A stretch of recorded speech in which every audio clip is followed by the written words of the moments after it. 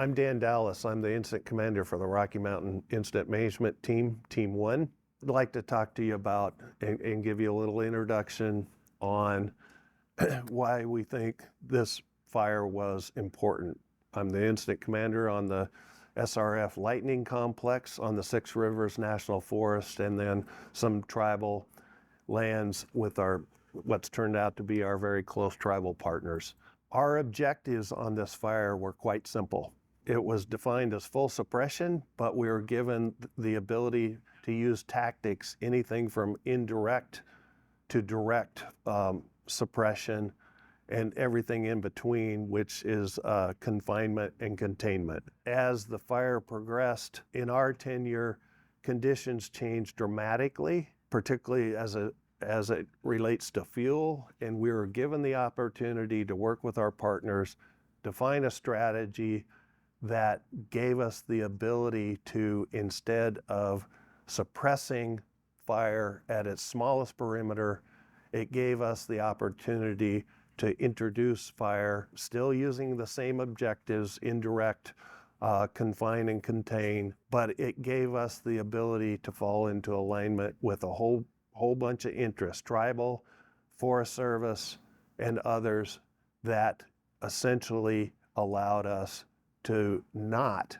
defer risk by keeping the fires as small, the perimeters of the fire as small as possible, particularly the town of Orleans, California, in the future. My name is Matthew Carroll. I'm the firing group supervisor, so I'm in charge of the firing operations both on November and Mike today.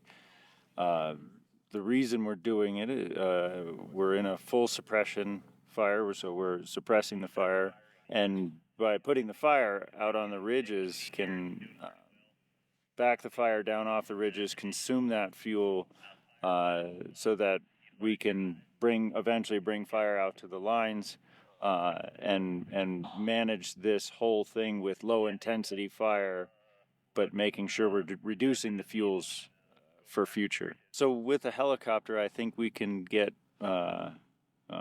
larger areas, but it's a less refined tool or a less specific tool.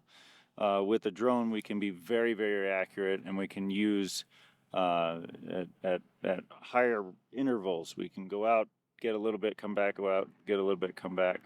So it's just a bit of a different tool.